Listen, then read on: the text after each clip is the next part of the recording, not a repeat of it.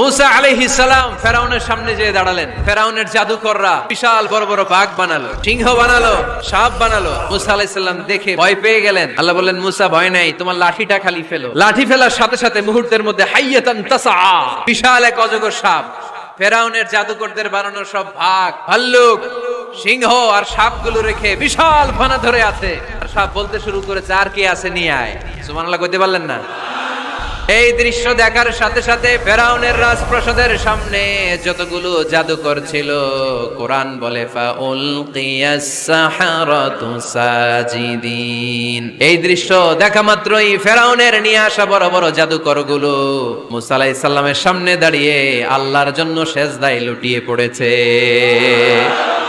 ফাউলকিয়াস সাহারাতু সাজিদিন, সেজদায় লুটিয়ে পড়ে ঘোষণা দিল, আমি ফেরাউনরে মানি না, আমি কোন নাস্তিককে মানি না, আমি মুসার রব, হারুনের রব, বনি ইসরাইলের রব, আল্লাহর জন্য সেজদায় লুটিয়ে পড়লাম। চিল্লায় পড়েন আল্লাহু আকবার।